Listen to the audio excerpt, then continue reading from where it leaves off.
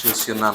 ధర్మశాస్త్రానికి లోబడడం వల్ల కలిగే నష్టాలు లేదా ప్రతికూల ప్రభావాలు ఏంటి అనేది మనం చూసాం.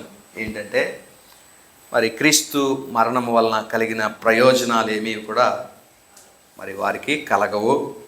తర్వాత ధర్మశాస్త్రానికి లోనవ్వడం వల్ల పూర్తి నియమాలన్నింటినీ కూడా వారు పాటించాలి. ఒక్క నియమాన్ని తప్పిపోయినా వారు ధర్మశాస్త్రం అంతా కూడా వారు తప్పిపోయినట్లే అనే విషయాన్ని కూడా మనం చూసాం. దానివల్ల ధర్మశాస్త్రాన్ని పూర్తిగా పాటిస్తే ప్రయోజనం ఉంది, కానీ ధర్మశాస్త్రంలో ఒక ఆజ్ఞ పాటించకపోయినా మొత్తం అంతా తప్పిపోయినట్లే. కాబట్టి దానివల్ల కలిగే నష్టమే, శాపమే ఎక్కువ అనేది మనం చూసి ఉన్నాం. తర్వాత క్రీస్తులో నుండి బొత్తిగా తొలగిపోయినటువంటి వారుగా ఉన్నారు ధర్మశాస్త్రాన్ని అనుసరించడం వల్ల. అంతేకాకుండా కృపలో నుండి కూడా వారు తొలగిపోయారు. ఇలాంటి వారికి పరిశుద్ధాత్మ సహాయమేమీ కలగదు అనే విషయాన్ని కూడా మనం చూసాం. వీరు చేసేటువంటి ఏ క్రియ అయినా, ఏ యొక్క మరి పని అయినా సరే, ధర్మశాస్త్రముతో కూడినటువంటి ఏ క్రియ అయినా సరే దేవుడు దాన్ని లెక్కలోనికి తీసుకొనడు అనే విషయాలు మనము పోయిన వారంలో కూడా ధ్యానం చేస్తున్నాం. ఇదేమో మరికొన్ని విషయాలను మరి మనం ధ్యానం చేద్దాం. గలతీలకు ఒక స్వాతంత్రము ఇవ్వబడింది. గలతీ విశ్వాసులకు ఒక స్వాతంత్రం ఇవ్వబడింది. ఏంటి ఆ స్వాతంత్రం అంటే ఎంపిక చేసుకునేటువంటి స్వాతంత్రం. ఎంపిక చేసుకునేటువంటి స్వాతంత్రం. దేన్ని ఎంపిక చేసుకోవాలి? వారి బోధనా విధానాన్ని ఎంపిక చేసుకునేటువంటి విధానము గలతీలకు ఇవ్వబడింది. గలతీలకే కాదు, ప్రతి క్రైస్తవునికి స్వాతంత్రం ఇవ్వబడింది. ప్రతి క్రైస్తవునికి కూడా స్వాతంత్రం ఇవ్వబడింది. ఏంటి స్వాతంత్రం అంటే, నీవు ఏ బోధ కింద ఉండాలి అనేటువంటిది నీ చేతిలో ఉంది. అంటే చాలామంది ఏమంటాం, సంఘాలకి కట్టుబడి ఉంటారు. మేము ఇక్కడే పుట్టామండి, ఇక్కడే చచ్చిపోతాం, మా తాతల దగ్గర నుండి ఇక్కడికే వస్తున్నారు అంటే, నీవు దేన్ని బట్టి నువ్వు ఆలోచన చేయాలి? చర్చిని దేని ప్రకారం నువ్వు ఎంపిక చేసుకోవాలంటే బోధన బట్టి నువ్వు ఎంపిక చేసుకోవాలి. మన బోధ మనల్ని పరలోకం వైపు లేకపోతే దేవుని చిత్తం వైపు మనల్ని నడిపిస్తుందా, లేదా తప్పుడు త్రోవకు మనల్ని నడిపిస్తుందా అనేటువంటిది మనం గమనించాలి. ఒకవేళ మనము ఎంపిక చేసుకునేటువంటి ఆ బోధకులు మనల్ని తప్పుడు దోవ నడిపించేటువంటి వారుగా ఉంటే మనం దాని నుండి తప్పుకోవాలనేటువంటిదే దేవుడు మనకి తెలియపరుస్తూ ఉన్నాడు. ఎందుకు ఈ విషయం చెప్తా ఉన్నానంటే, ఇది నిత్యత్వము మనం అనుభవించాల్సిన మన డెస్టినీకి సంబంధించింది.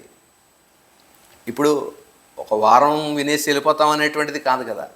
మన నిత్యత్వం మన బోధ మీద ఆధారపడి ఉంది. మనం ఏ బోధ మీద మనం మన జీవితాన్ని కట్టుకుంటున్నామో దాని మీద ఆధారపడి ఉంది. కాబట్టి ఖచ్చితంగా సరైనటువంటి బోధ అనుసరించినటువంటి లేకపోతే ప్రకటించేటువంటి వారి బోధలు మనం వినాలి. అక్కడే మనము ఎదగడానికి లేకపోతే ఆ బోధను అనుసరించి మన జీవితాలని కట్టుకోవడానికి మనము ప్రయాసపడాలి అనేటువంటిది ఇక్కడ మనం చూస్తూ ఉన్నాం. సరే, ఇప్పుడు గలతీల్లో ఇలాంటి సమస్య ఏర్పడింది. వారు చూస్ చేసుకునేటువంటి విధానంకి గలతీలు వచ్చారు. ఒకరు ధర్మశాస్త్రాన్ని అనుసరించవచ్చు అని చెప్పేటువంటి వారు, ఒకరు ధర్మశాస్త్రాన్ని అనుసరించాల్సిన అవసరత లేదు, కృప ద్వారా మీరు నీతిమంతులుగా తీర్చబడతారనేటువంటి పౌలు బోధ ఒకటిగా మనం చూస్తూ ఉన్నాం. ఈ రెండు బోధల్లో ఒక బోధని వీరు ఎంపిక చేసుకునేటువంటి అవసరత ఏర్పడినట్లుగా మనం చూస్తూ ఉన్నాం. ఇటువైపు గలతీల్లో చొరబడినటువంటి యోధా మత సంబంధమైనటువంటి బోధకులు ఇటువైపు ఉన్నారు. వీరు బోధించేటువంటి లేకపోతే వీరు చేసేటువంటి పని ఏంటంటే, తమ మతములోనికి అనగా యోధా మతములోనికి ఏ విధం చేతనైనా సరే ఒకరిని కలుపుకోవడానికి వారి బోధలు చేసేటువంటి వారుగా ఉన్నారు. ఇలాంటి వారినే మనము మత మార్పిడి చేసేటువంటి వారు అని మనం చెప్పుకోవచ్చు. వీరు మరి ఆ బోధలు గనక ఒకవేళ వ్యక్తులు అనుసరిస్తే శాశ్వతమైనటువంటి శిక్షకు వీరు వారి బోధలను అనుసరించేటువంటి వారు గురవుతారనే విషయాన్ని మనం జ్ఞాపకం చేసుకోవాలి. కాబట్టి ఆ వారి బోధ మనము ఎంచుకొనకుండా వారి బోధ ఇంకా ఏంటి అని మనం చూస్తే, విశ్వాసము ప్లస్ ధర్మశాస్త్రం. విశ్వాసము లేదు అని అనరు వాళ్ళు, విశ్వాసం ఉంది అంటారు. కాకపోతే ఆ విశ్వాసముతో పాటు మనిషి యొక్క క్రియలు కూడా అవసరము, మానవుల యొక్క క్రియలు అవసరం. మనం కూడా ఏదైనా చేయాలి. మనం చేయకపోతే అది మనకు రాదు, లేకపోతే అది మనం పొందుకున్నది పోతుంది అనేటట్లుగా వీరు బోధన విధానం ఉంటుంది. కాబట్టి ఇట్టి బోధనలు అనుసరించేటువంటి వారు మరి ఆ శాశ్వతమైన శిక్షకు లోనవుతారనే విషయాన్ని మనం గమనించాలి. ఫలితం మనం చూసినట్లయితే ఈ గలతీ ఈ మత బోధకుల యొక్క బోధలు గనక వింటే చివరాఖరి ఫలితం ఏం కలుగుతుందంటే క్రీస్తు వల్ల వాళ్ళకి ఎటువంటి ప్రయోజనము వారికి కలగదు. క్రీస్తు మరణం ఎంత ప్రయోజనాలు, ఎన్ని ప్రయోజనాలు ఉన్నాయో ఆ ప్రయోజనాల్లో ఒక్క ప్రయోజనం కూడా వీరికి లభించదు. క్రీస్తు నుండి వేరుపడిపోయి ఉన్నారు, క్రీస్తు నుండి వారు తొలగిపోయి ఉన్నటువంటి పరిస్థితిని మనం చూస్తూ ఉన్నాం. ఇది యోధా బోధకుల యొక్క బోధనా విధానం అనేటువంటిది మనం చూస్తూ ఉన్నాం. రెండవ పక్క అపోస్తుడైనటువంటి పౌలు ప్రకటిస్తూ ఉన్నాడు. అతడు ప్రకటించేది క్రీస్తు సువార్తని ప్రకటిస్తున్నట్లుగా మనం చూస్తూ ఉన్నాం. ఆ క్రీస్తు సువార్తని ప్రకటిస్తున్నారు. క్రీస్తు సువార్తని నమ్మడం వల్ల, అనుసరించడం వల్ల కలిగే ప్రయోజనాలు ఏంటంటే శాశ్వతంగా మనము నీతిమంతులుగా తీర్చబడేటువంటి గొప్ప భాగ్యం కలుగుతుంది.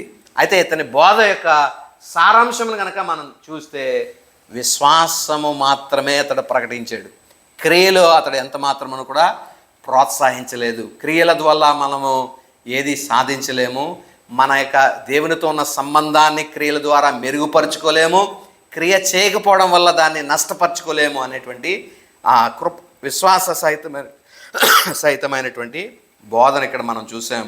దాని యొక్క ప్రతిఫలం మనం చూస్తే నీతి వెల్లడవుతుంది. యేసుక్రీస్తు ప్రభువారు ప్రత్యక్షమైనప్పుడు సంపూర్ణమైన నీతిమంతులుగా మనం తీర్చబడతాం. అప్పటి వరకు పరిశుద్ధాత్మ దేవుడు మనకేం చేస్తాడంటే సహాయం చేసేవాడై ఉన్నాడు. ఆత్మ ద్వారా మనం ఎదురు చూస్తున్నాము. ఆ నిరీక్షణ సఫలం అవ్వాలని ఆత్మ ద్వారా ఎదురు చూస్తున్నామంటే ఆత్మ మనకి సహాయం చేస్తున్నాడు.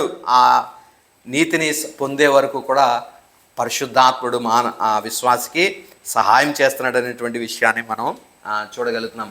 కాబట్టి ఇప్పుడు గలతీలు ఎంపిక చేసుకోవాలి. వారికి రెండు బోధలు ఇవ్వబడ్డాయి. విశ్వాస సహితమైనటువంటి బోధ, అంటే విశ్వాసం మాత్రమే, ఓన్లీ ఫెయిత్ అనేటువంటి బోధ ఒకటి. రెండోది విశ్వాసము ప్లస్ క్రియలు. ధర్మశాస్త్రం అంటే ధర్మశాస్త్ర క్రియలని నీవు ఏదో ఒకటి చేయాలనేటువంటి బోధ ఒకవైపు. ఈ రెండిట్ల మధ్య గలతీలు అక్కడ ఉన్నారు.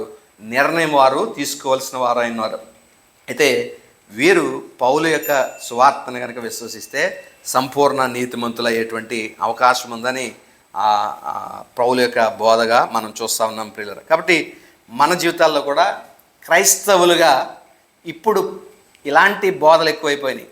సత్యమైనటువంటి బోధకు అది ఒకవేళ ఎలాంటి పరిస్థితిలో ఉందంటే ఇప్పుడు సత్యమైన బోధ చెప్తే దీన్ని ఏమంటున్నారంటే అబద్ధ బోధ కింద దీన్ని పక్కన పడేస్తున్నారు. అంటే అబద్ధం నిజమైపోయి సత్యాన్ని చెప్పేటువంటి వాళ్ళ యొక్క బోధ ఇది అబద్ధ బోధ కింద ప్రకటించి దీన్ని పక్కన పెట్టేటువంటి స్థాయికి ఈ బోధలు తయారైపోయినాయి. కాబట్టి క్రైస్తవుడు చాలా వివేకం కలిగి ఉండాలి.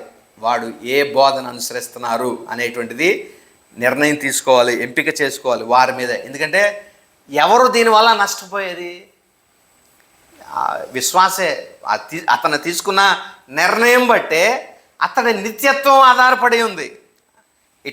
ఇటర్నిటీ నీవు హెల్లో ఉంటావా, ఇటర్నిటీ నీవు హెవెన్లో ఉంటావా అనేటువంటిది ఏది నిన్ను డిసైడ్ చేస్తుందంటే నువ్వు ఎంచుకునే ఎంపిక, నువ్వు ఏ బోధ అనుసరిస్తావో దాని మీద ఆధారపడి ఉందనే విషయాన్ని మనం జ్ఞాపకం చేసుకోవాలి ప్రియులారా. కాబట్టి రెండు వేరువేరు బోధకుల మధ్య ఈ గలతీలు ఉన్నారు.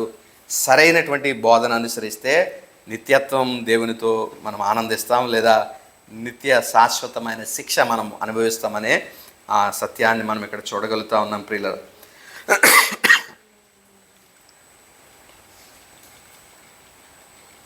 అయితే ఈ పరుగు పందెం యొక్క అనాలజీ మనం చూసాం. తర్వాత పులిసిన పిండి కొరకు కూడా మనం చూసి ఉన్నాం.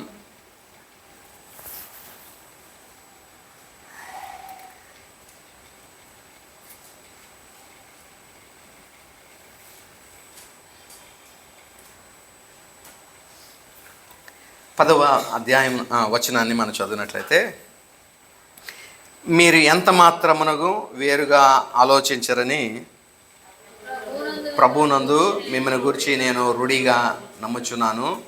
మిమ్మల్ని కలవరి పెట్టుచున్నవాడు ఎవడైనను వాడు తగిన శిక్ష భరించును అనేటువంటి మాట ఇక్కడ మనం చెప్తున్నాం. అతన్ని ఈ గలతీయులను కలవరి పెట్టేటువంటి వారు ఆ చర్చిలో కొంతమంది బయలుదేరారు. సరైనటువంటి బోధను అనుసరించకుండా తప్పుడు బోధ కిందకి వారిని తీసుకుని వెళ్ళడానికి అలాంటి వారు ప్రయత్నం చేస్తూ ఉన్నారు. వాళ్ళు ఎవరైనా సరే దేవుని నుండి వారు తగిన శిక్ష పొందుకుంటారనేటువంటి విషయాన్ని మనం చూస్తూ ఉన్నాం. ఈ 3వ మిషనరీ జర్నీలో మరి గలతీ ఆ సంఘాన్ని బలోపేతం చేయడానికి అపోస్తుడైనటువంటి పౌలు మరి సంఘాన్ని దర్శించినట్లుగా మనం చూడగలుగుతూ ఉన్నాం. అయితే మరి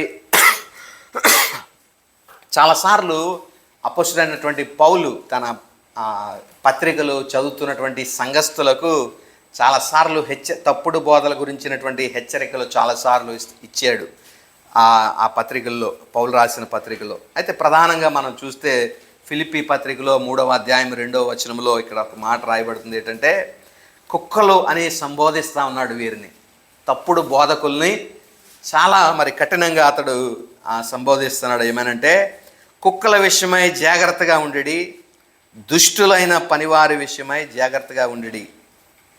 అంటే దుష్టులతోనూ కుక్కలతోనూ వీరిని పోల్చినటువంటి సందర్భం మనం ఇక్కడ ఫిలిప్పీ పత్రిక 3:2లో చూస్తా ఉన్నాం. అంటే నీతి బోధన వదిలేసి, విశ్వాస సంబంధమైన బోధన వదిలేసి, ధర్మశాస్త్రాన్ని ఇలా చేయి, ఇలా చేయి, ఇలా ఉండు అని నియమాలను బోధించేటువంటి వారు ఎవరైతే ఉన్నారో వారిని మరి ఇక్కడ పౌలు సంబోధించినటువంటి సంబోధన కుక్కలు, వీరి విషయమై జాగ్రత్తగా ఉండండి అనే విషయాన్ని తెలియపరుస్తూ ఉన్నాడు. దుష్టులు అనే మాట కూడా మరి తెలియపరిచినట్లుగా మనం చూస్తూ ఉన్నాం. కాబట్టి వీరి విషయమై మీరు జాగ్రత్త వహించండి. ఎందుకంటే వీరు మిమ్మల్ని త్రోవ తప్పించేటువంటి వారుగా, మిమ్మల్ని సరైన మార్గంలో కింద 9వ వచనంలో మనం చూసాం కదా, మిమ్మల్ని సత్యాన్ని బట్టి మీరు పరిగెత్తుతున్నటువంటి మిమ్మల్ని ఎవడు అడ్డగించాడు అని 7వ వచనంలో మనం చదువుతాం. మీరు బాగా పరిగెత్తుతున్నారు, సత్యాన్ని అనుసరించి పరిగెడుతున్నారు. అయితే మిమ్మల్ని సత్యాన్ని అనుసరించకుండా మిమ్మల్ని అడ్డగించింది ఎవరు అని ప్రశ్నిస్తున్నాడు. ఎవరు అని అంటే ఈ వీళ్ళే యోధా బోధకులు, మతస్థులు. వారు మరి తమ మతంలో కలుపుకోవడానికి, అంటే వాళ్ళ వాదంతో ఏంటంటే యోధా మతాన్ని విడిచి ఒక మార్గంలోనికి క్రైస్తవులు వస్తున్నారు.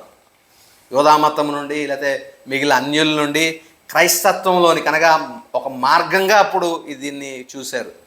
ఈ మార్గాన్ని అనుసరించేటువంటి వారికి మరి ఇబ్బంది కలుగు చేయడానికి, వారిని మరలా తమ మతంలో కలుపుకోవడానికి వీరు ఎన్నో ప్రయత్నాలు చేసినట్లుగా మనం చూడగలుగుతా ఉన్నాం. అందులో ఒక భాగమే సరిగ్గా సత్యాన్ని అనుసరించి పరిగెట్టేటువంటి వారికి ఆటంకం కలిగించి వారిని పడిపోయేటట్లుగా చేసి వారిని మరలా తమ యోధా మతంలో కలిపేసుకునేటువంటి ఆ కుయుక్తితో వారు ప్రకటిస్తూ ఉన్నారు. అయితే మరి పౌలు తాను డిఫెండ్ చేసుకుంటున్నాడు.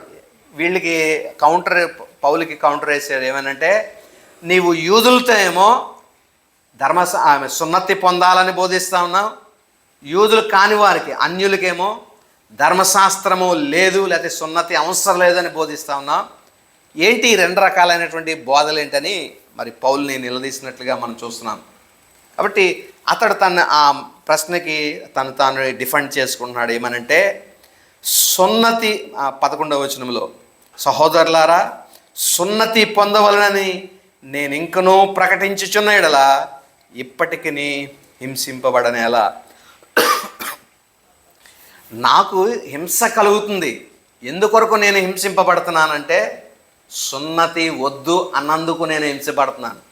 ఒకవేళ మీరు అంటున్నారు కదా యూదులకి సున్నతి పొందాలని నేను ప్రకటిస్తున్నానని చెప్తున్నాను, యూదులకి సున్నతి పొందాలని నేను ప్రకటిస్తే మళ్ళీ నన్ను ఎందుకు శిక్షిస్తున్నారు? సున్నతి పొందొద్దు అన్నందుకే కదా నన్ను శిక్షిస్తున్నారు, మరలా ఈ రీతిగా ఎందుకు మీరు మాట్లాడుతున్నారని మరి తాను డిఫెండ్ చేసుకున్నటువంటి పరిస్థితిని మనం చూస్తున్నాం. కాబట్టి ఆ రెండు రకాలైనటువంటి బోధ ఏమీ అతడు చేయట్లేదు, కానీ ఈ బోధ మాత్రమే, ఏది సున్నతి అవసరము లేదు అనేటువంటి బోధన మాత్రమే ఇతడు చేసినటువంటి పరిస్థితిని మనం చూస్తూ ఉన్నాం ప్రియులారా. ఒకప్పుడు అయితే ఇది వాస్తవమే. ఏది వాస్తవం అంటే, ఇతడు రోమా సైన్యములో పనిచేసినటువంటి ఒక పనివాడిగా, యోధా మతస్థుడుగా, లేకపోతే యోధా ధర్మశాస్త్రాన్ని అనుసరించినటువంటి వాడుగా ఒక వ్యక్తిని యోధా మతములో కలుపుకోవడానికి అప్పుడున్నటువంటి ఆచారం ఏంటంటే, ఆ వ్యక్తికి సున్నతి చేస్తే అతడు యోధా మతాన్ని ఆచరించేటువంటి అవకాశం అప్పటి దినాల్లో ఉండింది. కాబట్టి యోధా మతాన్ని అనుసరించి లేకపోతే ధర్మశాస్త్రాన్ని అనుసరించిన వాడుగా ఒక వ్యక్తిని కలుపుకోవడానికి సున్నతి తప్పనిసరి అని సున్నతి చేయించి ఈ యోధా మతంలో కలుపుకునేటువంటి వారు, అలాంటి పరిస్థితి ఉండేది. కానీ ఇప్పుడు ఇతడు యోధా మతంలో లేడు, లేదా క్రీస్తు ఇతన్ని దర్శించిన తర్వాత, మరి అతడు మారిన తర్వాత, సౌలు నుండి పౌలుగా మారిన తర్వాత ధర్మశాస్త్రాన్ని ఇతడు పక్కన పెట్టేశాడు. ధర్మశాస్త్రాన్ని ఆచరించాల్సిన అవసరం లేదని ఇతడు మరి ప్రకటిస్తున్నటువంటి ఆ విషయాలను మనం ఇక్కడ చూడగలుగుతూ ఉన్నాం ప్రియుల. కాబట్టి ఈ విషయాలను మరి మనం అర్థం చేసుకుందాం. పౌలు యొక్క బోధ సున్నతి తీసుకోవాలని అతడు ఎప్పుడు మరి బోధించలేదు. ఒకవేళ తిమోతికి మరి అతడు సున్నతిని ఇవ్వడానికి మనం చూస్తూ ఉన్నాం. తీతుకేమో సున్నతి ఇవ్వలేదు, తిమోతికి సున్నతి ఇచ్చారు. ఎందుకంటే తిమోతి యొక్క తల్లి వాళ్ళు యూద మతానికి సంబంధించిన వారు, అతని తండ్రి గ్రీక్ దేశస్థుడు. కాబట్టి తిమోతిని విశ్వాసపు చర్యగా, అనగా అబ్రహాము యొక్క నిబంధనను అనుసరించే విశ్వాసపు చర్యగా అతడు సున్నతిని ఇవ్వడానికి అతనికి అనుమతినిచ్చాడు. అదే తీతు మాత్రము అన్యుడు కాబట్టి ఇతనికి సున్నతి అవసరం లేదని ఇతనికి సున్నతి ఇవ్వకుండా ఆపినట్లుగా మనం చూస్తూ ఉన్నాం ప్రియులరా. కాబట్టి ఈ రెండు రకాలైనటువంటి బోధలేమి పౌలు ప్రకటించలేదనే విషయాన్ని మనం గమనించాలి. కొరింథీ పత్రిక 11వ అధ్యాయంలో, 2వ కొరింథీ పత్రిక 11వ అధ్యాయంలో మనం చూస్తే పౌలును ఎలా హింసించారనేటువంటి చాలా హింసలు అతడు ఆ అధ్యాయంలో ప్రకటించడం మనం చూస్తూ ఉన్నాం. అనేక మార్లు ఇతడు శిక్షింపబడడం, హింసింపబడడం మనం చూస్తాం. ఇదంతా దేని కొరకంటే, యూదుల్ని క్రైస్తవ్యంలోనికి లేదా క్రీస్తు మార్గంలోనికి వారిని తేడానికి మీరు ధర్మశాస్త్రాన్ని అనుసరించాల్సిన అవసరం లేదు అని ప్రకటించినప్పుడు అతన్ని ఆ యూదులు ఎదుర్కొన్నారు, లేకపోతే అడ్డుకున్నారు. వారు అతన్ని శిక్షించారు, కొరడాలతో కూడా కొట్టినట్లుగా మనం చూస్తూ ఉన్నాం ప్రియులారా. ఇంతటి హింసని ఇతడు భరించడానికి కారణము సత్యమైనటువంటి బోధను ఇతడు ప్రకటించడమే. ధర్మశాస్త్రం అవసరం లేదు, కృప ద్వారా, విశ్వాసం ద్వారా నీతిమంతులుగా తీర్చబడతారనే విషయాన్ని మనం చూసి ఉన్నాం ప్రియులారా. అయితే ఇక్కడ ఒక అభ్యంతరం కూడా ఇక్కడ వ్యక్తపరుస్తున్నాడు 12వ వచనంలో. మిమ్మల్ని కలవరపెట్టువారు తమను తాము ఛేదించుకునుట మేలు. 11 ఆఖరిలో ఈ మాటను మనం చదివితే, ఆ పక్షమున సిలువ విషయమై అభ్యంతరము తీసివేయబడును కదా. సిలువ విషయమైన అభ్యంతరము, ఇది కొంచెం ప్రాముఖ్యత సంతరించుకున్న మాటగా మనం గమనించాలి. సిలువ విషయమైన అభ్యంతరం అంటే, సిలువ అంటే అభ్యంతర పడేటువంటి వారు ఉన్నారు. సిలువ అంటే అభ్యంతరం అంటే సిలువని చూసి ఇది మాకు ఏదో శ్రమ అని కాదు, కానీ దాని అర్థము క్రీస్తు చేసినటువంటి పని, సిలువలో క్రీస్తు చేసినటువంటి పని విషయమై అభ్యంతర పడేటువంటి వారు ఉన్నారు.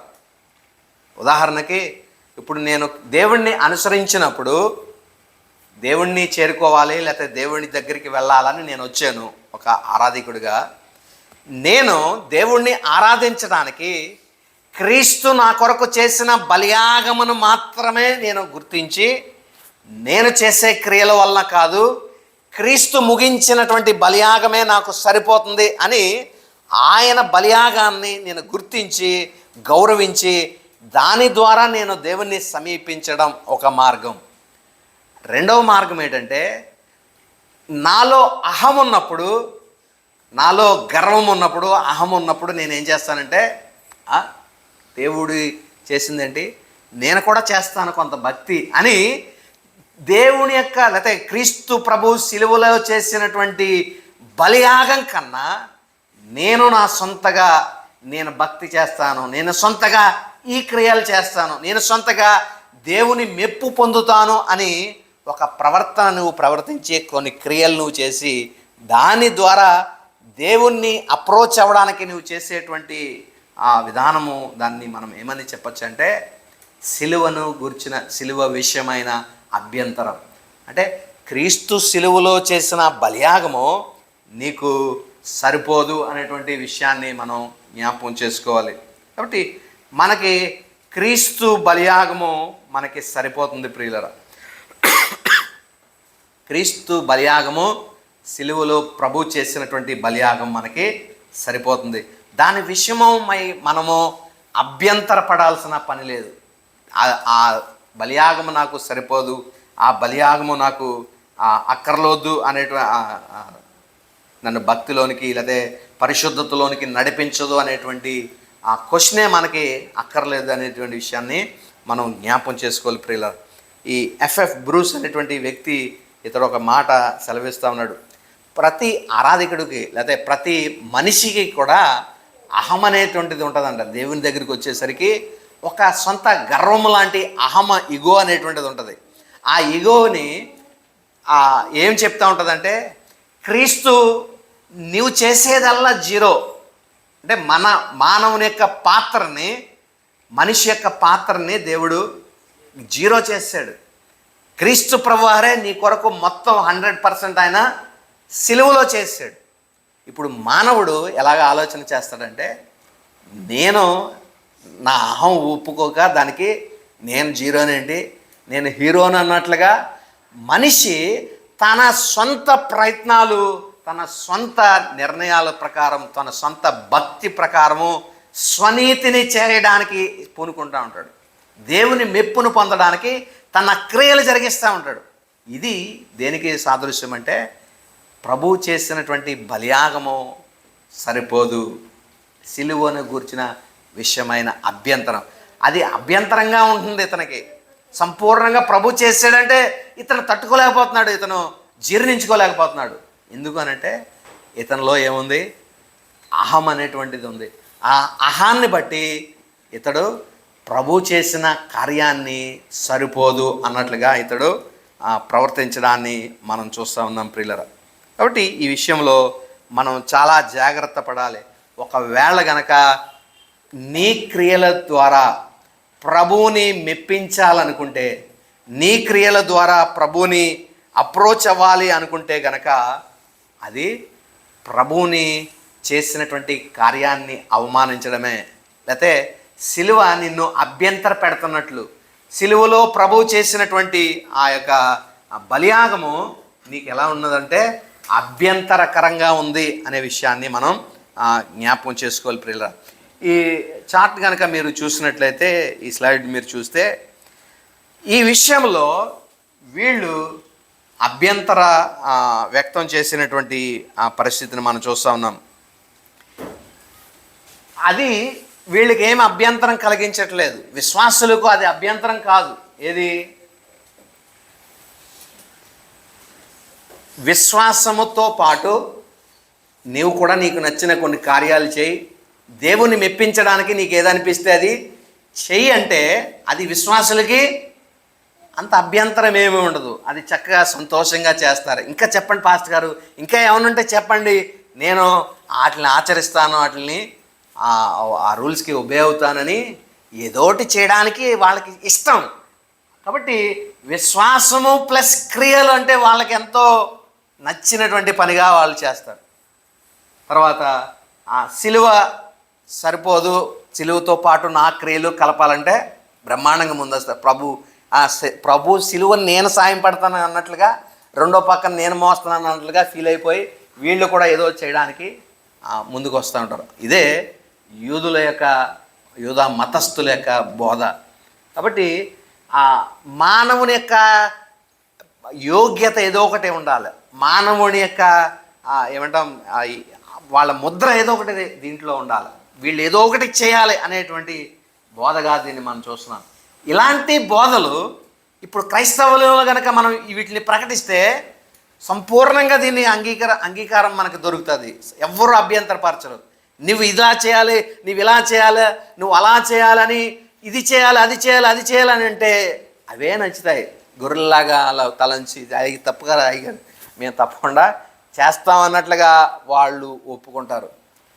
ఒకవేళ అమ్మా నీవు ఏమీ అవసరం లేదు, విశ్వాసం మాత్రమే చాలు, నీ తరపున నువ్వు చేయాల్సిన కార్యాలన్నీ క్రియలన్నీ ప్రభు నీ కొరకు సిలువలో చేశాడు, నువ్వు చేయాల్సింది ఏమీ లేదు, విశ్వాసం మాత్రమే నువ్వు ఉంచాలి అంటే అప్పుడు వాళ్ళకి ఏమొచ్చేది?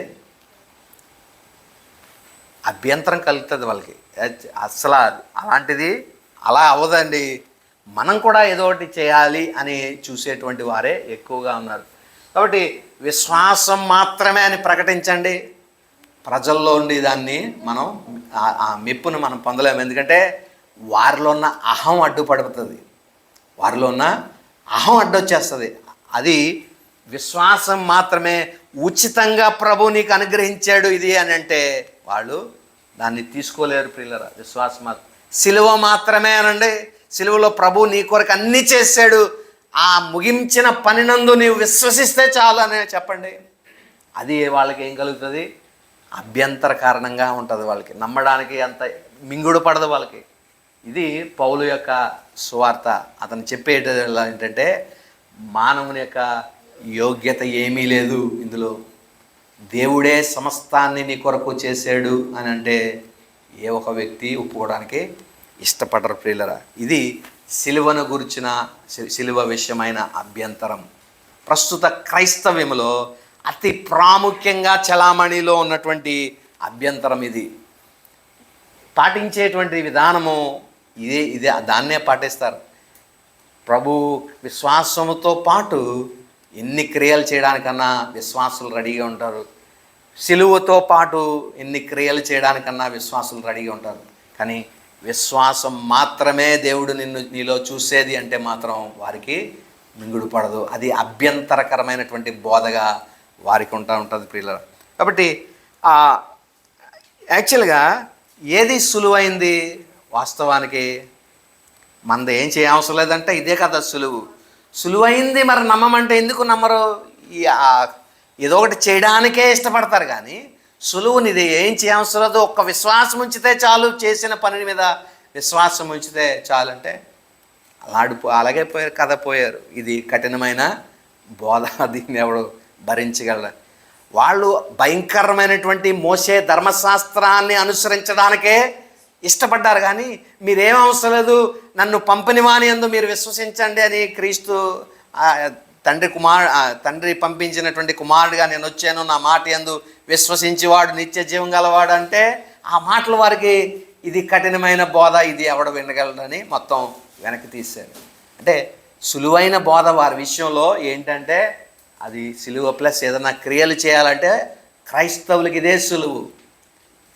కఠినమైనటువంటిది లేకపోతే అభ్యంతరకరమైనటువంటి బోధ క్రైస్తవులకి ఏంటంటే విశ్వాసం మాత్రమే అని అంటే అది ఎక్కడ లేని ఆ అభ్యంతరం వారికి కలుగుతుంది. ఎందుకంటే అహం వారికి అడ్డొచ్చేస్తుంది. అహం అడ్డొచ్చి దేవుని కార్యాన్ని నీవు అంగీకరించలేవు. దాన్నే మనం ఏమని చెప్తున్నామంటే సిలువ విషయమైనటువంటి అభ్యంతరము అనేటువంటి మాటను మనం చూడగలుగుతా ఉన్నాం ప్రియుల. దీనికి బెస్ట్ ఎగ్జాంపుల్ ఏంటంటే కయ్యను హేబేలు యొక్క అర్పణలో మనం తీసుకుంటే, కయ్యను విశ్వాస సంబంధమైనటువంటి అర్పణ ఇచ్చాడు, హేబేలు విశ్వాస సంబంధమైన అర్పణ అర్పించాడు. కయ్యను విశ్వాస సంబంధమైనది కాకుండా తనకి ఏదో అర్పించాలి కాబట్టి ఆ టైం వచ్చింది, బలి ఇవ్వాల్సినటువంటి సమయం, అర్పణ ఇవ్వాల్సిన సమయం వచ్చింది. ఏదో ఒకటి మన దగ్గర ఏదో ఒకటి ఉంది అని చెప్పి ఉన్న దాంట్లో ఏదో ఒకటి, పండిన పంటలో ఏదో ఒకటి తీసుకుని వచ్చి ఇచ్చారు. ఫస్ట్ ఫ్రూట్స్ పంటలో ఇవ్వాలి కాబట్టి ఫస్ట్ ఫ్రూట్స్లో శ్రేష్టమైంది అతడు కయ్యేను ఇవ్వాలి. అంటే దానికి కొంత ప్రాసెస్ ఉంటుంది. ఏది ఫస్ట్ ఫ్రూట్, ఏది మొట్టమొదట, ఏది వచ్చింది అనేది కనిపెట్టాలి. అందులో శ్రేష్టమైంది ఏదో చూసి దాన్ని తీసుకుని వచ్చి దేవుని సన్నిధిలో అర్పించాలి. ఏబేలు విషయంలో కూడా అదే. అతనికి జన్మించిన వాటిలో మొదటిది ఏది జన్మించింది, ఆ మొదట జన్మించిన వాటిల్లో ఏది శ్రేష్టమైంది, ముడతల మచ్చ డాగు ఇలాగా రోగాలు ఏమీ లేకుండా శ్రేష్టమైన మగదేది అది చూసి అతడు దాన్ని అర్పణ ఇవ్వాల్సినటువంటి వాడై ఉన్నాడు. దానికి కొంత టైం పడుతుంది. ఒక్కొక్క దాన్ని స్టడీ చేసి ఏది ముందొచ్చింది, వీటిల్లో ఏది శ్రేష్టమైంది, ఏది క్రొవ్వింది అని సెలక్షన్ చేయడానికి కొంత సమయం పడుతుంది. అలాగా కయ్యనేమో ఏదో ఇవ్వాలి కాబట్టి, చేయాలి కాబట్టి, అంటే ఆచరణాత్మకమైనటువంటి భక్తి, ఏదో వెళ్ళాలి కాబట్టి వెళ్ళాం, ఏదో ఇవ్వాలి కాబట్టి ఇచ్చాం, ఇది ఇలాగ జరగాలి కాబట్టి జరిగించాం అనేటువంటి భక్తి కాకుండా అది చేయడానికి ఒక శ్రద్ధ అనేటువంటిది ఏబేలు విషయంలో శ్రద్ధ తీసుకుని శ్రేష్టమైంది. అంటే అక్కడ రక్తం ఉంది, ఇక్కడ రక్తం లేదని కాదు, ఆ బలి కాదు అక్కడ ప్రాముఖ్యత, ఇచ్చేటువంటి వాని యొక్క హృదయము, ఆ హృదయం యొక్క సిద్ధపాటు ప్రాముఖ్యం అనేటువంటిది మనం జ్ఞాపకం చేసుకోవాలి. సిద్ధపాటు కలిగి నేను దేవుని సన్నిధికి వెళ్ళాలి, దేవుని సన్నిధికి వెళ్ళినప్పుడు శ్రేష్టమైంది అర్పించాలి. అలా శ్రేష్టమైంది అర్పించాలంటే ఏది శ్రేష్టమైంది అని తన మందంతా వెతికి మందలో నుండి శ్రేష్టమైన దాన్ని కనుగొని అతడు దేవుని సన్నిధికి వచ్చి దాన్ని అర్పణ ఇచ్చాడు. కానీ కయ్యను అలా కాదు, ఏదో వెళ్ళాలే, ఏదో ఒక టైంలో మనం వెళ్ళి కనబడితే సరిపోద్ది అనే భక్తి, అది దేవుని సన్నిధిలో అది యుక్తమైంది కాదు అనేది మనం జ్ఞాపకం చేసుకోవాలి ప్రియులారా. కాబట్టి హృదయంతో ముడిపడినటువంటిది ఇది. హృదయంతో కేర్ఫుల్ సెలక్షన్తో, ఆ శ్రద్ధతో ప్రభువును ఆరాధించేటప్పుడు ఏదో ఆరాధించమనేటువంటిది కాకుండా, ఏదో ఆదివారం వచ్చింది మన గుడికి వెళ్ళాలి అనేటువంటి భక్తి కాదు. నేను ప్రభు సన్నిధికి వెళ్తున్నాను, సిద్ధపాటుతో వెళ్ళాలి, ప్రభు ఈ దినాన్ని నాతో మాట్లాడాలన్నట్లుగా ప్రభుని నేను కలుసుకోవాలి, ప్రభుని కలుసుకున్నప్పుడు నా శ్రేష్టమైనది నేను ప్రభుకి ఇవ్వాలి అని సిద్ధపడి మనం ఎంతమంది వస్తాం దేవుని సన్నిధికి? అది ప్రాముఖ్యత అనే ఇక్కడ విషయాన్ని మనం జ్ఞాపకం చేసుకోవాలి ప్రియులారా. కాబట్టి ఇక్కడ క్రియలు, మరి కయ్యని యొక్క అర్పణలో క్రియలతో కూడినటువంటిదిగా కయ్యని అర్పణ ఉంది, విశ్వాస సంబంధమైన అర్పణగా ఏబేలు యొక్క అర్పణ ఉన్నట్లుగా మనం చూస్తూ ఉన్నాం. అయితే ఇక్కడ మనం చూడగలిగితే ఈ కయ్యను ఏబేల్ని, మరి ఆ హేబేలు యొక్క అర్పణను దేవుడు అంగీకరించినప్పుడు కయ్యనికి ఏం కలిగిందంటే, అతనికి ముఖాన్ని అతడు ఏం చేశాడంట, చిన్నబొచ్చుకున్నాడు. పోనీ ఇక్కడతో అయిపోయిందా, మళ్ళా రెగ్యులర్గా అతడు అర్పించవచ్చు, పోనీ ఇక్కడ తప్పు చేశాడు, రెండోసారి అన్నా దాన్ని కరెక్ట్ చేసుకుని, ఇక్కడ మనం దేవుడు సన్నిధిలో ఈ తప్పు చేస్తాం కాబట్టి సరి చేసుకుని నెక్స్ట్ టైం అన్నా మంచిది అర్పణ ఇవ్వచ్చు అనే విధానం ఉండొచ్చు. కానీ అతడు చిన్నబొచ్చుకుని అతని యొక్క సహోదరుని చంపడానికి కూడా సిద్ధపడినట్లుగా మనం చూస్తూ ఉన్నాం. ఎందుకనంటే అతడి యొక్క అహం ఆ విధంగా హట్ చేయబడింది. దేవుడు ఆ విశ్వాసం ద్వారా నువ్వు చేయాల్సింది చేయలేదు అనేటువంటి ఆ విషయాన్ని అక్కడ తెలియపరచడం మనం చూస్తూ ఉన్నాం ప్రియులారా. అజాగ్రత్తగా అతడు అర్పించాడు కాబట్టి ఆ చర్య దేవుని ఆశీర్వాదాన్ని కోల్పోవడానికి అది కారణమైనట్లుగా మనం చూస్తూ ఉన్నాం ప్రియులారా. కాబట్టి సువార్త యొక్క అభ్యంతరం లేదా సిలువ యొక్క అభ్యంతరం కూడా మనం చూస్తే, దేవుడు కుమారుడైన యేసుక్రీస్తు ప్రభు యొక్క సువార్త విషయమై మీరు విశ్వసించండి అని సువార్త మనం ప్రకటిస్తున్నప్పుడు అది కొంతమందికి అభ్యంతరం కలిగించేటువంటిదిగా ఉంది. ఇది కాదు, మనం కూడా మన దేవునికి మన క్రియల ద్వారా, మన మంచితనం ద్వారా, మన యొక్క భక్తి కార్యాల ద్వారా దేవుణ్ణి అప్రోచ్ అవ్వాలనుకునేటువంటి విధానాన్ని వారు అనుసరించినప్పుడు ఆ సువార్త వారికి అభ్యంతరకరంగా మారేటువంటి అవకాశం ఉన్నట్లుగా మనం చూస్తూ ఉన్నాం. కాబట్టే మరి ఇక్కడ భక్తుడు మరి అంటా ఉన్నాడు, మిమ్మల్ని ఎవరైతే ఇలాగ కలవర పెడుతున్నారో ఇది చేయండి, ఈ కార్యాలే చేయాలి, మరి లేకపోతే ఇలాగ ధర్మశాస్త్రాన్ని అనుసరించాలని ఎవరైతే మీకు బోధిస్తున్నారో వాళ్ళు తమ్మును తాము ఛేదించుకొనుట మేలు అనేటువంటి విషయమని మనం జ్ఞాపకం చేసుకుంటాం. ఛేదించుకోవడం అంటే వారి శరీర అవయవాల్లో ఒక అవయవాన్ని కోసివేసుకోవడం అనేటువంటి అర్థాన్ని ఇచ్చేటువంటిదిగా ఉంది. దాన్ని దేవుడు హేయమని తెలియచేసాడు. ద్వితీయోపదేశకాండం 23:1 మనం చూస్తాం. అయితే అలాగా దేవుడు హేయమని చెప్పాడు, అలాగా హేయమైపోయినా పర్లేదు, అది అది కూడా అది ఒక అందుకు మేలే. కానీ ఏలో ఎవరైతే దేవుని సన్నిధిలో ఉండి దేవుని మంచి స్వార్థలో ఉండి ఒక వ్యక్తిని పక్కకు లాగుతున్నారో వాళ్ళు దానికన్నా ఇంకా దరిద్రులు అనేటువంటి రకంగా వారిని హెచ్చరిస్తున్నట్లుగా మనం చూస్తూ ఉన్నాం ప్రియులరా. కాబట్టి ఈ ఏదైతే ఈ యొక్క మతాన్ని స్థాపించాలి లేదా అనేటువంటి విధానం ఉందో ఈ యోధా మతస్థులు దాన్ని మరి తొలగించాలనేటువంటిది పౌలు యొక్క మరి బోధ కింద ఇక్కడ మనం చూడగలుగుతూ ఉన్నాం ప్రియులరా. తర్వాత 13వ వచనం నుండి 26వ వచనం వరకు ఒక భాగం మనం చూడగలుగుతూ ఉన్నాం. ఏంటంటే లైఫ్ ఇన్ స్పిరిట్, దేవుని ఆత్మలో జీవము అనే కాన్సెప్ట్ ఇక్కడ మొదలవుతుంది. 13 నుంచి చివరాఖరి వచనము 26వ వచనం వరకు కూడా ఇది ఒక సెక్షన్గా దీన్ని మనం చూడగలుగుతాం. ఆత్మ ఇచ్చేటువంటి ఆత్మలో జీవం కలిగి ఉంటుంది అనే విషయాన్ని మనం చూడగలుగుతూ ఉన్నాం. క్రైస్తవునికి స్వేచ్ఛ ఇవ్వబడింది కదా. ఇందాక మనం చూసాం వారి బోధన ఎంచుకునే విధానంలో ఒకటి యోధా మతస్థులు బోధిస్తున్నారు, రెండోది పౌలు బోధిస్తూ ఉన్నాడు. వీరి రెండు బోధల్లో ఏదో ఒక బోధకు వీరు తలగొలసిన పని ఉంది, దేన్నో ఒక దాన్ని చూస్ చేసుకోవాల్సిన అవసరం ఉంది. అయితే ఈ స్వేచ్ఛని వీళ్ళు ఎలాగా ఉపయోగిస్తున్నారు అని మనం ఆలోచన చేస్తే వీళ్ళు తప్పుగా ఉపయోగిస్తూ ఉన్నారు వీరి స్వేచ్ఛని. ఎలాగంటే ఒకరినొకరు భక్షించుకునేటువంటి స్థితికి వీరు వెళ్ళిపోతున్నారనే విషయాన్ని మనం చూస్తూ ఉన్నాం. 15వ వచనం చూద్దాం. అయితే ఈ స్వేచ్ఛను అనుసరించి వీళ్ళు ఏం చేస్తున్నారంట, ఒకరినొకడు ఖర్చుకుని భక్షించిన ఎడల మీరు ఒకని వలన ఒకడు బొత్తిగా నశించుదరేమో చూచుకోండి. ఒకరినొకరు భక్షించుకునేటువంటి స్థితికి ఎందుకు ఈ స్థితికి వెళ్ళిపోతున్నారు? ఒకరినొకరు భక్షించుకునే స్థితి అంటే వాళ్ళ అహం ఒకరిగా అహం అలాగ తయారు చేస్తుంది వాళ్ళు. ఇప్పటి దినాల్లో కూడా డిబేట్లు మనం చూస్తాం, ఒకరికొకరు తొడగొట్టుకుని మీసాలు కొట్టుకుని నువ్వెంత అంటే నువ్వెంత అని. ఇదంతా ఒకరినొకరు భక్షించుకునేటువంటి స్థితికి వారు వెళ్ళిపోయేటువంటి స్థితి. దేవుడు క్రైస్తవునికి స్వాతంత్రం ఇచ్చినప్పుడు స్వాతంత్రాన్ని సరిగ్గా వినియోగించుకోకపోతే, తప్పుగా గనక వినియోగిస్తే ఈ గలతీల్లాగా ఒకరినొకరు తినేసి ఒకరినొకరు ఖర్చుకుని భక్షించుకునేటువంటి స్థితికి వారు వెళ్ళిపోయి, అంటే లిటరల్గా అని కాదు దీని అర్థం, ఒకరినొకరు కరికేసుకుంటున్నారు కాదు, అంటే వారి మాటలతో ఒకరినొకరు అలాగా గొడవలాడుకుంటున్నారు, సంఘర్షణలు పెట్టుకుని విభేదాలు డిస్కషన్లు పెట్టుకుని ఇలాగా నశించిపోతున్నారు అనేటువంటి బోధ అర్థాన్ని ఇక్కడ మనం చూస్తూ ఉన్నాం. కాబట్టి ఈ స్వభావము ఏదైతే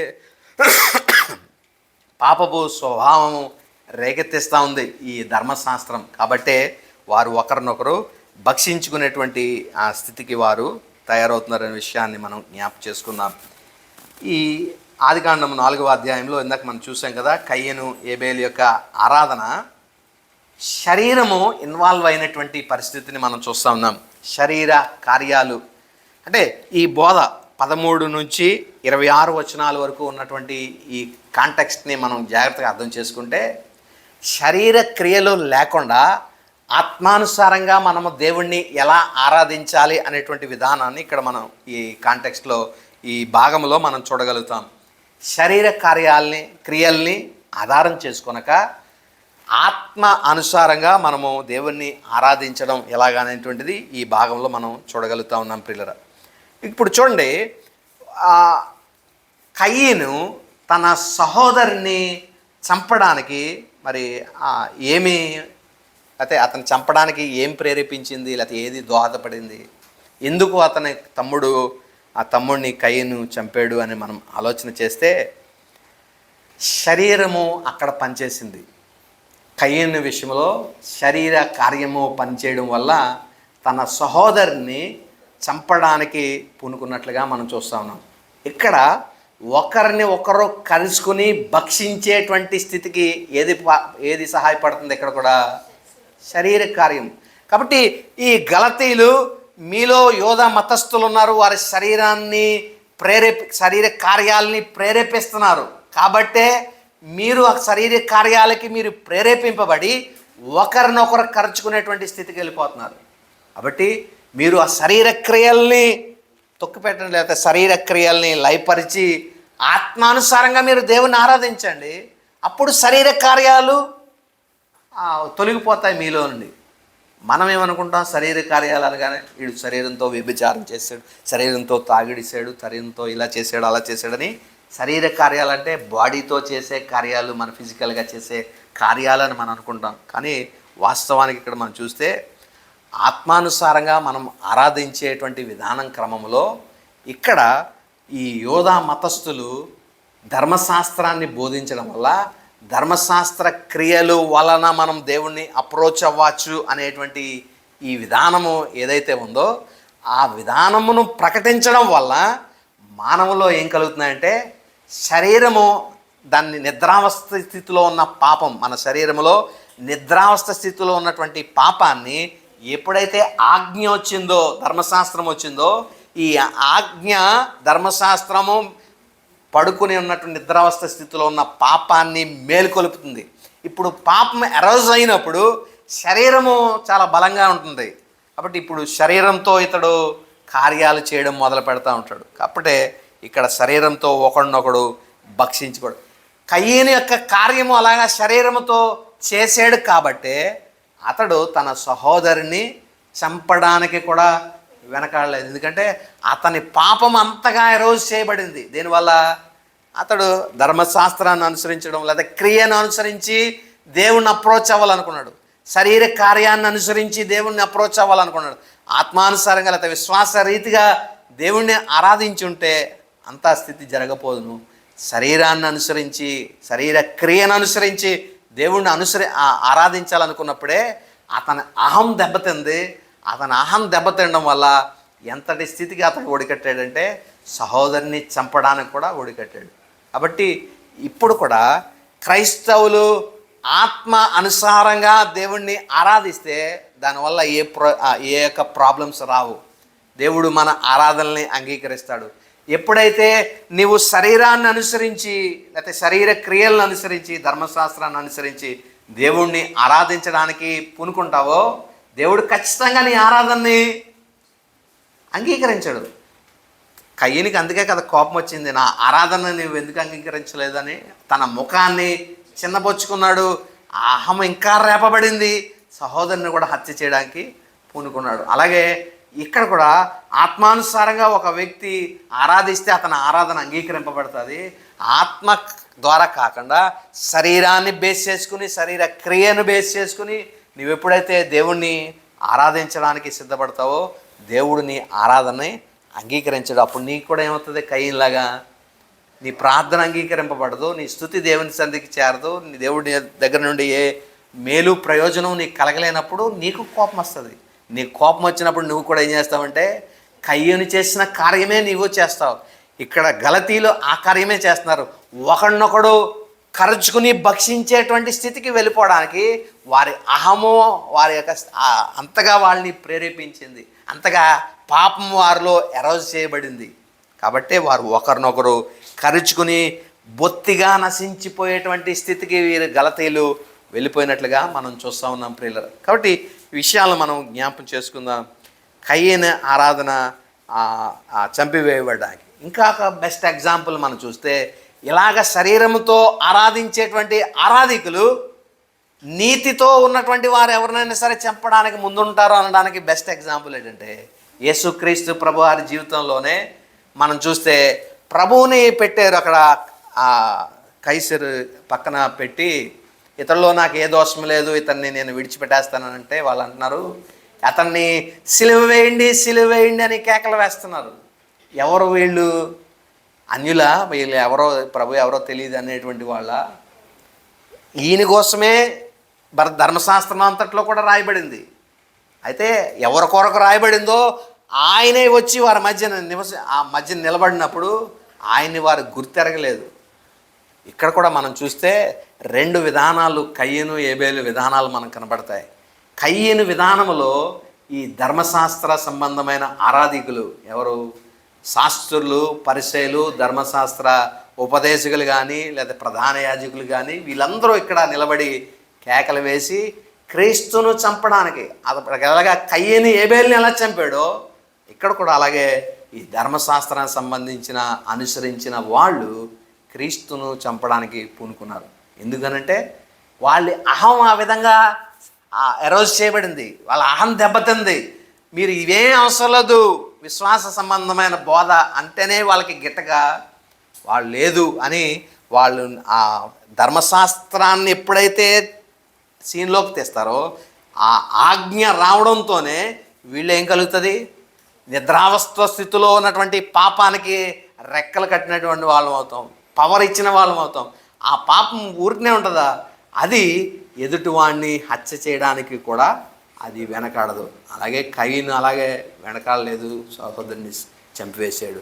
ఇక్కడ కూడా ఈ ఎవరైతే శాస్త్రులు, పరిసయ్యులు లేదా ఆ ధర్మశాస్త్ర సంబంధమైనటువంటి వ్యక్తులు అందరూ కూడా క్రీస్తును చంపడానికి కారణం ఏంటంటే వారు ధర్మశాస్త్రాన్ని అనుసరించి దేవుణ్ణి ఆరాధించడానికి వారు పూనుకున్నవారు. ధర్మశాస్త్రము ఆజ్ఞ ఎప్పుడైతే వస్తుందో మానవుల్లోని నిద్రావస్థ స్థితిలో ఉన్న పాపానికి మనం పడుకున్న సింహాన్ని లేపుతున్నట్టు అనమాట. ఆ పాపాన్ని ఎప్పుడైతే లేపామో అది కుదురుంటుందా, ఏదో ఒకటి వినాశనం చేయడానికి అది చూస్తుంది. అలాగా క్రీస్తునే చంపడానికి ఈ ధర్మశాస్త్రమే ఆ పాపమే లేకపోతే ఆ ఆజ్ఞే వీరిలో ఉన్న పాపాన్ని రేపి ఇక్కడ ఎలాగైతే గలతీల్లో ఒకరినొకరు భక్షించుకున్నారో అలా వీరందరూ కలిసి క్రీస్తును భక్షించారు, లేకపోతే క్రీస్తుని సిలువ వేశారనే ఆ సత్యాన్ని మనం గమనించగలుగుతాం ప్రియుల. కాబట్టి ఈ బోధ మనం ఆలోచించడానికి చాలా చిన్నదిగా ఉండొచ్చేమో కానీ వేరులతో సహా పాతుకుపోయినటువంటి స్థితి ఇప్పుడు మనం చూస్తూ ఉన్నాం. ప్రస్తుత క్రైస్తవులో మరింత జటిలమైనటువంటి సమస్యగా అదే ఈ ఉంది సిలువను గురించిన అభ్యంతరం. వాళ్ళ పైకి క్రైస్తవులే, పైకి విశ్వాసులే, కానీ ఆ బోధ అనుసరించేటువంటి విధానంకి వచ్చేసరికి మాత్రం సిలువతో పాటు విశ్వాసముతో పాటు కొన్ని క్రియలు మన వంతు సహాయం మనం చేద్దాం దేవునికి అన్నట్లుగా వాళ్ళ క్రియలు కొనసాగించడానికి పూనుకుంటూ ఉంటారు. ఇలాగ ఎప్పుడైతే మనం శరీరాన్ని కలపడానికి, శరీరంతో కొన్ని కార్యాలు చేయడానికి మనం ముందుకు వస్తూ ఉన్నామో ఆ కార్యాల వల్ల మన ఆరాధన దేవుడు అంగీకరించకుండా మరి తృణీకరించే ప్రమాదం ఉంది. ఒకవేళ తృణీకరించినప్పుడు మనకు కూడా ఆ కయ్యని ఈగో హట్ అయినట్లుగా మనకు కూడా మన ఈగో హట్ అవుతుంటుంది. మనలో ఉన్న పాపము ఆ మేల్కొనిపడినప్పుడు మనం కూడా మరి ఆ కయ్యని హేబేల్ని చంపేసినట్లుగా ఇతరుల విశ్వాసంలో ఉన్నటువంటి మంచి సోదరుల్ని మనం భక్షించే స్థాయికి వెళ్ళిపోతారు క్రైస్తవులు. కాబట్టి ఇలాంటిది చాలా ప్రమాదకరం అనేటువంటిది మనం జ్ఞాపకం చేసుకోవాలి. కాబట్టి చాయిస్, ఎంపిక అనేటువంటిది మన బోధ ఏ రకమైనటువంటి బోధన మనం ఎంచుకుంటున్నాం. క్రైస్తవ్యము ఇప్పుడు ఫాలోవర్సే కదా, ఎక్కడ చూసినా ఆయన కింద ఎన్ని ఫాలోవర్స్, ఈయన కింద ఎన్ని ఫాలోవర్స్, బ్యాచ్లుగా ఉంటున్నారు. అయితే ఉండడం తప్పలేదు. అయితే ఏ బోధ కింద ఉంటున్నారో సరిగ్గా మీరు మీ నాయకుడు ఏం చెప్తున్నాడు, లేకపోతే మీరు ఏ బోధని అనుసరిస్తున్నారో ఆ బోధన మాత్రం సరిగ్గా విశ్లేషించండి. ఒకవేళ విశ్వాసంతో పాటు ఏదైనా క్రియ కలిపితే అది ధర్మశాస్త్ర యోధా మతస్థుల యొక్క బోధ కింద దాన్ని మీరు అనుసరించవచ్చు. అయితే విశ్వాసముతో పాటు క్రియలు కలిపితే, సిలువతో పాటు ఏదైనా నీవు చేయాలన్నది, మానవుని యొక్క ఏదైనా పాత్ర ఉన్నది అని చెప్పేటువంటి బోధలు కనుక నీవు విన్నట్లయితే అది మనల్ని నిత్య శిక్షకు గురి చేస్తుంది అనేటువంటి విషయాన్ని మనం జ్ఞాపకం చేసుకోవాలి. పౌలు చెప్పినటువంటి బోధకు మనం అందరం కూడా మరి తలగొలసిన వారమై ఉన్నాం. ఆజ్ఞ చెప్పింది విశ్వాసము ద్వారా మాత్రమే, నీ క్రియలేమీ లేవు. సిలువలో క్రీస్తు నీ కొరకు 100% చేశాడు, నీది 0. కాబట్టి దాన్ని అంగీకరించాలి. నీ అహం దాన్ని ఒప్పుకోకపోయినా దాన్ని మేనేజ్ చేసి దాన్ని ఒప్పించు. క్రీస్తును మాత్రమే నీ జీవితంలో 100% చేశాడు. నీవు చేయాల్సిందల్లా ఆయన సిలువలో ముగించిన కార్యమునందు పరిపూర్ణమైన విశ్వాసం మనం ఉంచాలి. అలా చేయడానికి పరిశుద్ధాత్మ దేవుడు తన కృపను సహాయం మనకు అనుగ్రహించిన గాక. చిన్న ప్రార్థన చేసుకున్నాం. కృపయో కనికరముల మా ప్రియ పరలోకపు తండ్రి, మీ ఉన్నతమైన శ్రేష్టమైన అత్యున్నతమైన నామమునకు కృతజ్ఞతాస్తుతులు చెల్లిస్తా ఉన్నాం. కొద్ది నిమిషాలు మీ వాక్యాన్ని ధ్యానం చేయడానికి మీరు ఇచ్చినటువంటి కృప కొరకు వందనాలు చెల్లిస్తున్నాం. ఇంతవరకు చెప్పబడిన వాక్యం మా వినికిల్లో ఫలింపచేయండి. వాక్యానుసారంగా మేము జీవించడానికి కృపను అనుగ్రహించండి. వాక్యంలో దాగి ఉన్న నన్ను తండ్రి ఏవైతే విషయాలు మీరు మాకు బయలుపరిచారో వాటిని మేము విన్నప్పుడు, గ్రహించినప్పుడు అవి మా హృదయాల్లో నుండి బయటికి వెళ్ళిపోకుండా మా హృదయాల్లో దాన్ని మేము భద్రపరచుకుని దాని ప్రకారంగా జీవించేటువంటి కృపను కూడా మీరు మాకు దయచేయండి. నిజమేనయ్యా. మరి నాన్న, విశ్వాసముతో పాటు మేము ఏ క్రియలు కలపకుండా, ఏ ధర్మశాస్త్ర సంబంధమైన క్రియలు కానీ సొంత స్వనీతిని దేన్ని కూడా కలపకుండా మీ కుమారుడైన క్రీస్తు యేసు ముగించినటువంటి ఆ కార్యమునందు పరిపూర్ణమైన విశ్వాసము మేము ఉంచగలగడానికి సహాయం దయచేయండి. మిమ్మల్ని ఆరాధించేటప్పుడు ఏ రకమైన శరీర కార్యాలను అనుసరించి మేము ఆరాధించకుండా ఆత్మానుసారంగా మేము మిమ్మల్ని ఆరాధించడానికి సహాయం దయచేయమని, మెత్తబడిన వాక్యం మా వినికిల్లో వాక్యం వినిచిన వారి హృదయాల్లో ఫలింపచేసి మీ చిత్తానుసారంగా మమ్మల్ని నడిపించమని యేసుక్రీస్తు పరిశుద్ధ నామమున స్తుతించి ప్రార్థించి వేడుకుంటున్నాం తండ్రి. ఆమేన్.